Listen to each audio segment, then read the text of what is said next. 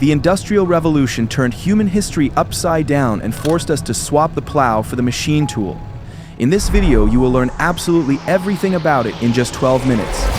We start our story in the year 1701. There was a farmer named Jethro Tull. He was tired of watching farm workers just throw seeds on the ground by hand. Birds ate half of them. It was a waste. So Tull turned on his brain and invented the seed drill. This machine planted seeds in neat rows deep in the soil. Suddenly, farmers grew way more food. When there is more food, people stop dying of hunger. They start having healthier families.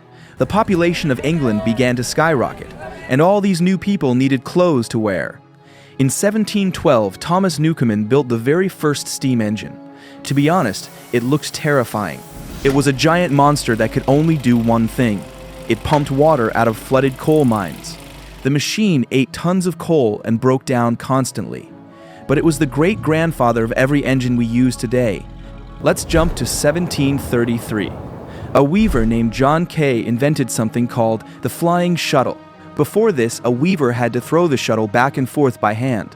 Now it flew across the loom automatically. Fabric was made twice as fast, but this created a huge problem. The spinners could not make thread fast enough for these super-fast weavers. There was a thread famine. Weavers sat around waiting for yarn and getting angry. The solution came in 1764. A carpenter named James Hargreaves accidentally kicked over his wife's spinning wheel. The wheel kept spinning while lying on the floor. Hargreaves had a light bulb moment. He thought, why not stand 8 spindles up vertically? He built the spinning jenny. One person could spin 8 threads at once. The thread crisis was solved. But the real explosion happened in 1769. You need to remember this date. Richard Arkwright patented the water frame. This was not a little machine for the home. It was a massive beast that needed water power to run. Arkwright began building special huge buildings to house these machines. That is how the first factories were born. People left their cozy cottages to work in loud, busy factory halls. In that same year, 1760-17, an engineer named James Watt took the old Newcomen engine and gave it a major upgrade. He added a separate condenser. The engine became powerful and efficient. Now, steam was ready to turn the wheels in factories, not just pump water. In 1772, Samuel Crompton combined the best ideas to create the spinning mule. British thread became thin, strong, and cheap. The whole world wanted British cloth. Then, in 1785, Edmund Cartwright invented the power loom. Now, weaving could be done without human hands throwing anything. Traditional craftsmen realized they were losing the battle against machines. Over in America, things were happening too. It is 1793. Eli Whitney invented the cotton gin. Before this, enslaved people had to clean cotton by hand, picking out the sticky seeds. It took forever. Whitney's machine did it 50 times faster. Cotton became a super profitable crop. Sadly, because of this, plantation owners in the American South decided they needed even more enslaved people. Technology sometimes leads to terrible consequences. The 19th century arrives. This is the century of speed. In 1801, Richard Trevithick put a steam boiler on a wagon. It was the first car, but it was huge, loud, and scary. In 1804, he put his machine on metal rails. The first steam locomotive pulled 10 tons of iron. The rails actually broke under the weight, but the era of trains had begun. In 1807, Robert Fulton put a steam engine on a boat called the Clermont. He sailed it up the Hudson River against the current. Fishermen were shocked to see a boat smoking and moving without any sails. The wind was no longer the boss. In 1811, a group of angry workers called the Luddites appeared in England. They hated machines. They believed that these metal monsters were stealing their jobs and their bread. They broke into factories and smashed equipment with sledgehammers. The government responded with brute force. In 1812, breaking a machine became a crime punishable by death. The choice was simple: accept progress or go to the gallows. Railways began to change the landscape. In 1825, George Stephenson opened the first public railway line. Then, in 1829, his locomotive called the Rocket hit 45 kilometers per hour. People were terrified. Doctors actually warned that at such high speeds, passengers' eyes might pop out of their heads. Thankfully, everyone kept their eyes. By 1830, trains were carrying goods between cities. Food and coal became cheaper because transport was easy. Science was waking up too. In 1831, Michael Faraday discovered electromagnetic induction. He figured out how to generate electricity using a magnet. Back then, it was just a fun toy in a lab. Nobody knew that 100 years later, the whole world would run on this discovery.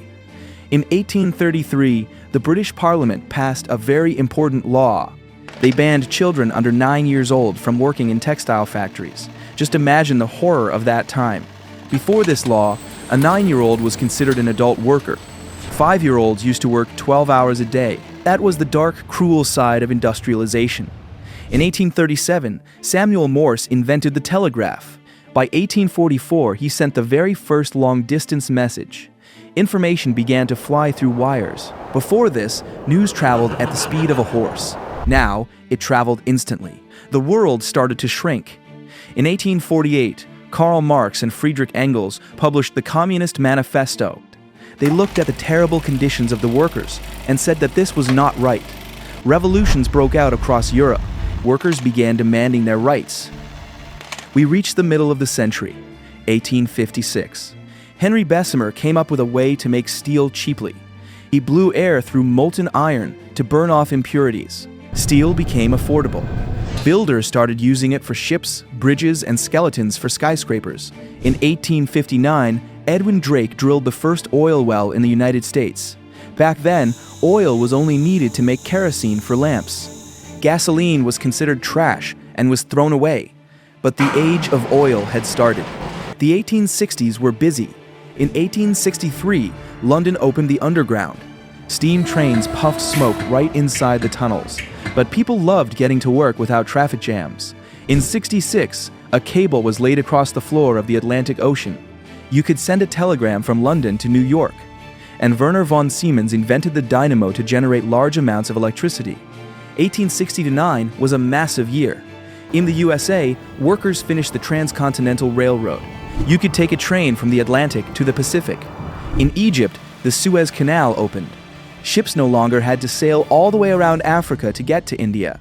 Trade accelerated like never before. In that same year, Dmitri Mendeleev drew up the periodic table of elements. Chemistry finally became an organized science. In 1876, Alexander Graham Bell invented the telephone. Now you could not just tap out Morse code, you could hear a friend's voice. In the same year, Nicolaus Otto built the 4-stroke internal combustion engine. This is the exact type of motor found in most modern cars today. In 1879, Thomas Edison created a reliable electric light bulb. Before him, bulbs burned out in a few hours. Edison found the right material for the filament. Cities began to light up with electricity. The night was no longer so dark and scary. In 1882, Robert Koch discovered the bacteria that causes tuberculosis. People finally understood that germs cause disease, not bad smells or curses. Medicine began to actually save lives. In 1885, Gottlieb Daimler and Carl Benz built the first automobiles. That leftover gasoline finally became useful. At first, people laughed at cars and walked past them because they were so slow. But the engineers fixed that very quickly. In 1888, Heinrich Hertz discovered radio waves. And in 1895, Guglielmo Marconi figured out how to use them to send signals without wires. Radio became a reality. In that same year, 1895, the Lumiere brothers showed the first movie.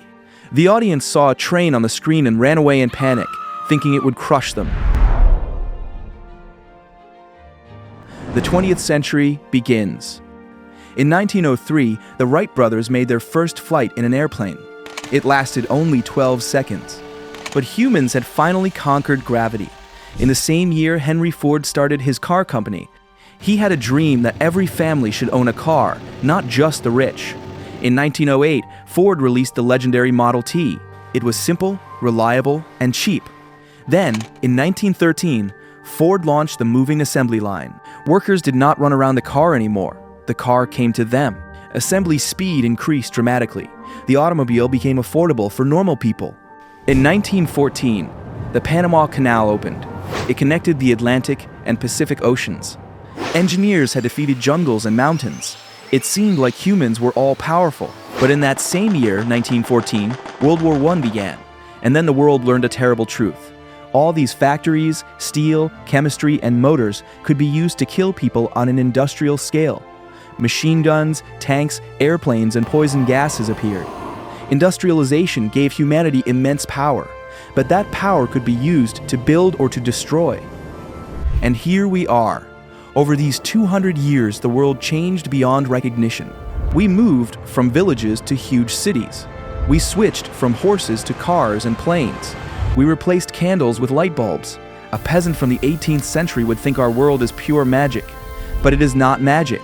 It is the result of the hard work of thousands of inventors, engineers, and ordinary laborers. Everything you see around you right now, your phone, your sneakers, your school bus, is a gift from the age of industrialization. Now you know the price humanity paid for that gift.